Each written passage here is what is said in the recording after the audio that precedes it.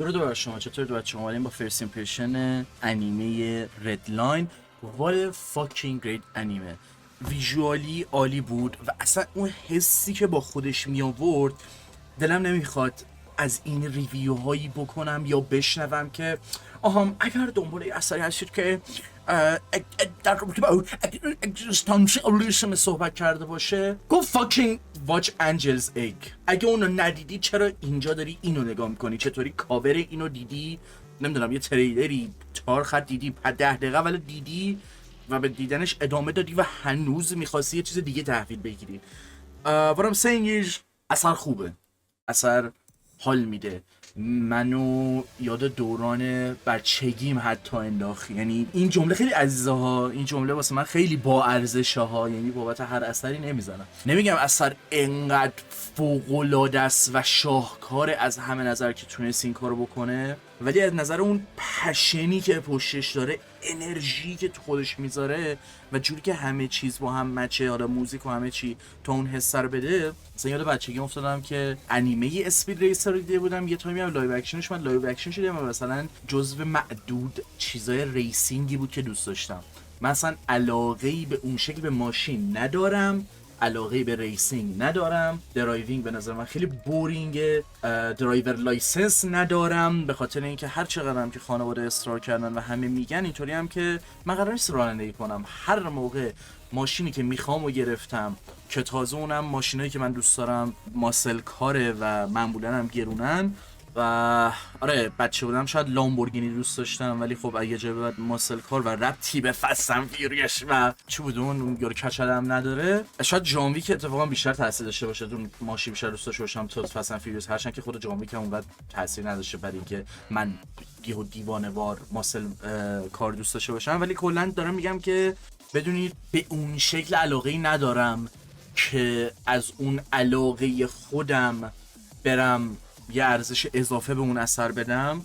واقعا حال میده، خوش میگذره، یعنی اثر رو نگاه میکنی لذت میبری. اینطوری که آقا این لذتی که من دارم میبرم، این انرژی که من دارم میگیرم، اصلا کاری به ژانرش ندارم. من خیلی وقته که نتونستم این حس رو بگیرم. کل خلاصه چیزی که میتونم بگم به صورت کلیگویی همینه، هرچند فرست ایمپرشن ها کلشون کلیگوییه، ولی خب حالا یه سری جاها با اسپویل. اون اینترنت آدینسی که داره مشخصه و اینطوری نیست به نظرم که بگه اوکی اگر تو مثلا به ریسینگ علاقه نداری، من میام راجع به اون دیتیل موتورا صحبت میکنم، یه سری چیزا رو بهتون میگم که تو رو آشنا کنم مثلا با ماشین و عشقی که میشه مثلا به رانندگی و این چیزا داشت. یه سری چیزا ساده برخورد میکنه با قضیه، مثلا خود کرگری که تو داری جی پی تو میگه من رانندگی دوست دارم، تمام شد، ریس، عشق، زن، ریس، برو بریم تمامه. هدفم هم مثلا اونقدر چیز عجیب و غریبی نیست، اصلا دلیلی که اومدم من دارم ریس میدم اونقدر چیز عجیب و غریبی نیست. ولی اینطوری نیستش که بگم ساده است، اینطوری نیستش که بگم بده، کافیه. ولی میخوام توجه کنید به این کلمه. یه دیتیلای ریزی میذاره که کل کاراکتر رو میسازه برات. اصلا کاراکتر اصلی چیه؟ ساید کاراکترها مثلا 15 ثانیه تو تصویر یه دیتیل ریزی میذاره که تمام. خب یه کاراکتر پلیسه داره خشنه اینجوری که نظر راجع به اتهاماتت با این زنه و فلان چیه، بعد شوت میکنه، تو پیش خودت میگه اوکی پس این احتمالاً واقعا داره خیانت میکنه مثلا. بعد جلوتر قبل از اینکه مسابقه شروع بشه عکس زنه رو میبوسه و تو اینطوری که آها اوکی این شاید اونقدر پیچیده نباشه، ولی با همین دیتیلی که میذاره اون شخصیتی که میده به کاراکترها، اونقدر که پرسونالش میکنه کافیه و کمک میکنه با اینکه مسابقه توی سطح کهکشانیه، توی اون لول پرسونال بهش اهمیت بدیم و ازش لذت ببریم. مخصوصا که توی یه سری جاها اینجوری که اوکی اسکیل این قضیه چقدر بزرگه، اصلا انگار در رابطه با یک چیز دیگه است ردلاین، حالا این وسطش یه مسابقه هم هست و خیلی خوب میتونه به نظر من داستان خودش رو، اون هیجان انگیز بودنه رو، اون بزرگ و کهکشانی بودنه رو در کنار اون لول شخصی و پرسونال نگه داره، لذت ببری از این که مثلا این کاراکتر رو مسابقه دیگه میبره یا نمیبره. قشنگ دهن وامون داد بزنی او مای گاد یعنی میبره، یعنی منفجر میکنه، منفجر نمیشه، چی میشه؟ و من یه سرچ ریزی زدم، یه مقدار راجع به پروداکشنش فهمیدم، اینو نیازه که بگم، الان جلوتر بیشتر راجع بهش صحبت میکنم. ولی حتی قبل از این که من چیزی بدونم راجع به پروداکشن، اثر رو که میدیدم قشنگ کامل حس میکردم اون یه اثر پشنت دارم میبینم، یه اثری دارم میبینم که با اون خلاقیت خودش، کنترلی که روی هر لاین داره، رو اون اسپید و مومنتومش نگه میداره و جوری به من حال میده، ریسک میکنه توی اون کریتیویتیش، آیدیایی که داره یا اون یونیک بودنش تو هر چیزی که داری تو تصویر میبینی. یعنی حس میکنی یک فریم اضافه تو داری میگیری، یعنی یک کاراکتر اضافه داری. تمام کاراکترهایی که توی تصویرن با انیمیشن خودشون اون یونیکنس بودن رو دارن و اینجوری که واسه تمام این چیزا طراحی شده. مثلا اولش رو داری میبینی اینجوری که من کاراکتر من ایناست کیان، اینقدر مثلا همه چیزا درست طراحی شده و یه چیز اضافه که صرفا تصویر رو پر کنه نیست و شلوغه، خیلی شلوغه، به شدت کیاتیکه و تو اینجوری که دیگه باید یه پشنه پشت باشه که قطعا هم چیزی رو در آوردن. این کاره یه چیزی نیست که مثلا بگی تو 2-3 سال در آوردن، که واقعا هم همین نیست و خب باجا پروداکشن سرچ کردم یه چیزا رو متوجه شدم. ولی حالا اونا رو یه مقدار بمونه آخرش صحبت میکنم. ولی آره اون اگزاجریت کردنی که کمک میکنه به اون حسی که اثر میخواد در بیاره و توش موفق هم میشه. میگم همه چی با هم مچ میشه. یه سری ایراده خیلی ریز و این دیتیل داره ولی خیلی ریزه، اصلا هیچ کسی قرار نیست به نظرم توی اون بار اولی که نگاه میکنه متوجه بشه که اوکیه، ولی جوری که با دقت همه چی با هم مچ میشه. موزیک گرفته، کات ها، تصویر از چی به چی کات میشه، بین چی و چی داره جابجا میشه، کجا سکوته، کجا دوباره موزیک دراب میشه. او مای فاکینگ گاد، حس میکردم مانیتورم داره با اون سرعتی که ماشین میره تیکه تیکه میشه. فیزیکالیتی نمیتونم بگم، میدونی اون سنس آف اسپیدی که داره و اون سرعتی که داره، میدونید خورد میکنه تک تک تیکه های ماشینو حس میکنه. این به نظرم خیلی خوب، خیلی از نظر داستانی و چیزی که مثلا پشت کاراکتر هم میذاره بد نیست واقعا، اوکیه. هم قضیه دیتیلا رو گفتم و اینکه کافیه. آرت انیمیشن که میگم عالیه و همه افکت‌ها با دست کشیده شده و بازم میگم کنترلی که روی انیمیشن و هر لاینی که داره اصلا باعث میشه این اصلا به هدفش برسه دیگه. یه ذره بریم صحبت هم راجع به پروداکشنش بکنیم. انیمیشن 3 سال تو پری پروداکشن بوده، 7 سال تو پروداکشن بوده، سرجم 10 سال روش کار شده که حالا چون همیشه پروداکشن حساب میشه میگن 7 سال، شاید بیشتر باشه شاید کمتر.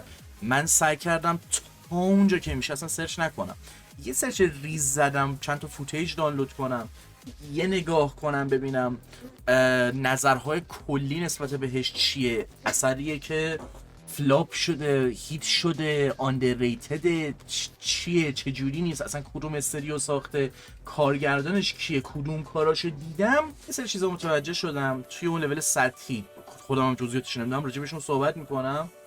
خب ناراحت کننده است برام، واقعا واسه من ناراحت کننده است.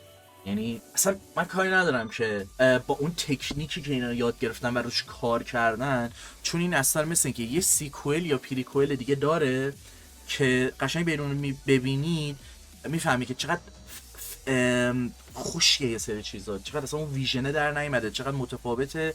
قشنگ معلومه که اینا با اون تیم یا بودجه که دارن نتونستن کارو در بیارن و خب مشخصه برای چی اینا 10 سال طول کشیده که رو تکنیکای خودشون کار کنن یا هر آنچه که هست تا اون ویژنی که میخوان به دست بیارن. و خب ناراحت کننده است شکلی که این اثر موفق نشده، یه تراژدی و غمی رو پشتش میذاره که اثر رو در حین اینکه واسم تو یک لول دیگه ای عزیزتر میکنه باعث میشه میدونید یادم نره. و خب یک چیز فوق‌العاده‌ای که شکست خورده قطعاً ارزش بیشتری داره تا یک چیز مدیوکری که موفق شده. و خب کم کم دارم متوجه میشم برای پیدا کردن اثرهای خوب بین هر آنچه که شکست خورده باید بگردم.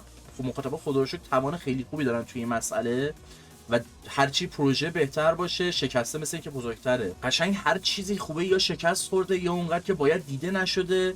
نمیدونم اصلا چرا، اصلا جوری که انیمیشن ها توان این رو دارن، به کل دارم میگم نه فقط ردمن، یه چیزی رو طوری اگزاجریت کنن که آشناست ولی به یه لول دیگه ای میرسه اما ایمرژنت رو به هم نمیزنه بلکه بیشتر درگیرت میکنه نسبت به فیلم ها یا مثلا لایو اکشن. حتی اوکی نمیگم فیلم ها مثلا قدرت خودشون رو ندارن، قدرت خودشون رو دارن تو یک بخش دیگه ای ولی کنترلی که رو انیمیشن تمام خط ها میشه داشت بحث دیگه و توی این کانتکست، توی این اثر به خصوص رانندگی میتونه بورینگ باشه. hell with it. اصلا قراره بگم اینو، مسابقه به نظر من بورینگه، رانندگی کلا بورینگه. اصلا رانندگی و مسابقه اینا رو ولش کن، اون یه بحث دیگه است. خب بیاد شاخه به شاخه نکن. بهترین نمونهش فستن فیریه سریه. خب وقتی از اون طرف هی داره مسخره تر میشه اون و دیگه اصلا غیر قابل تحمله، نمیشه دنبالش کرد. اینور میبینی اینجا چطور این یه جور جادویی به تصویر کشیده شده که اصلا دیگه ماشینیه. حرفم اینه، دارم منظورم اینه، دارم میگم رانندگی برای من بورینگه، دیدن مسابقه برای من بورینگه. فستن فیوریوس هم ریده ولی خب هر دفعه مثل اینکه هیته. خب حرفم اینه که ماشینی که مثلا اینقدر مخاطب داره، محبوبه، بازم این فیلیر شد. اصلا چطوری مگه میشه؟ اصلا ذوق و حسی که اصلا این مفهوم، اصلا این اصلا اثبات اینه که چطور انیمیشن میتونه استفاده داشته باشه، چطور تو میتونی ازش درست استفاده کنی و یک مدیوم به خصوص یک ژانر به خصوص رو تو یک لول دیگه ای قرار بدی. اگه علاقه به ماشین ندارید بشین اثر ببینید، اگه علاقه به ماشین دارید بازم بشین اثر ببینید. اگر میتونید خارج از کشور زندگی میکنید بلوریشو بخرید. من نمیدونم، عجیبه واسم مثلا میدونی باید سراغ پروداکشن برم بیشتر بفهمم چه بدبختی بوده. ولی خب مثلا میگم یه سرچ زدم، تایتلایی که دیدم چطور ردلاین یه انقلاب و شورشی بوده در برابر استدیوها و نمیدونم این که مثلا میگن تو 2 سالم که شده باید کارو در بیاری. پشنی که سازنده ها داشتن این حرفا که خب آخرم حمایت نشد توسط مردم و صرفا این موفق نشدنش پوینت و ترند اون چه بگم بیزنس پلن های استودیو و اون مارکت رو ثابت کرده که آقا بیا و 10 سال روی اثر کار نکن که شاهکار در بیاری، یا مثلا یه اثر لاو لترتوری در بیاری که حالا شاهکار هم نیست، اوکیه خیلی حال میده رضا بخش، ولی خب همین الان می‌بینی داریم بحثش رو میکنیم چرا باید 10 سال واسه این اثر وقت بذاری؟